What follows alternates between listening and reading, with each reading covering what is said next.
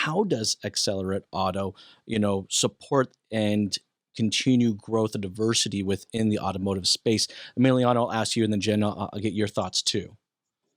Yeah, and just to kind of wrap up on the previous question, right? Hmm.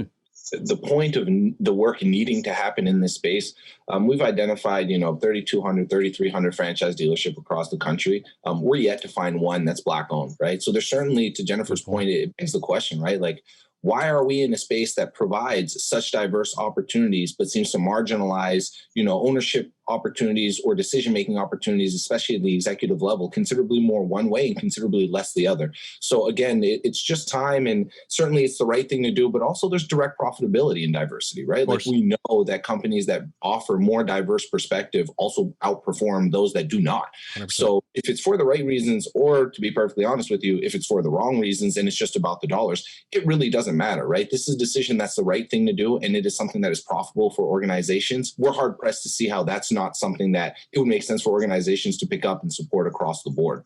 So in terms of what it is that we're doing now, one of the hugest components about the work that we're looking to do is to really educate and bring additional awareness to the subject matter, to the industry as a whole. The way that we take a look at it, it's really hard to have a solution for a problem that you're not educated about. And it's really hard for you to be educated about a problem that you're not aware of. So certainly for us, a huge component of the work that we're looking to do is to use opportunities like this to really speak from elevated platforms where we get to have conversations with a diverse population, and really get an opportunity to kind of have a megaphone amplify our message. If we can get people aware about the problem and certainly the solutions that we're bringing to the table, and more importantly, if we can get people to care enough to get involved, we feel like that starts to certainly help us move in the right direction. So we're having conversations actively and very much so across the board. We're doing a ton of community involvement with speaking engagements at the high school level. We're working with various associations in order to just continue to, again, get this message out. We're growing a Black community of automotive professionals directly on our LinkedIn page as well. So it's certainly a great place to showcase not only our efforts, but also to rally people to a centralized place for like-minded individuals to come together to start to work towards a solution. We certainly have some more tangible goals that we're working towards.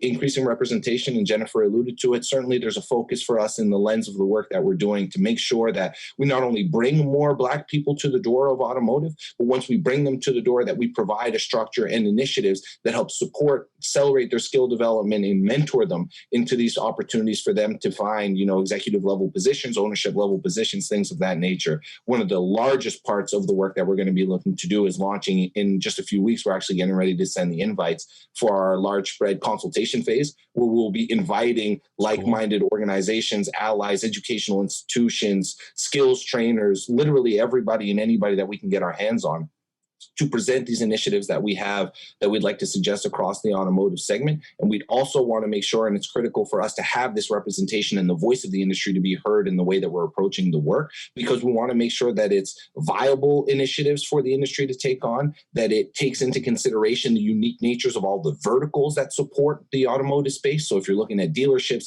it's not going to be the same approach as what needs to happen in the manufacturer space or the supplier associations, media, all across the board. So we certainly want to make sure that in the efforts and the initiatives that we put together, that we are building these solutions from within the industry with input from the industry to make sure we have viable initiatives, sustainable initiatives, scalable initiatives, and most importantly, some actionable progress.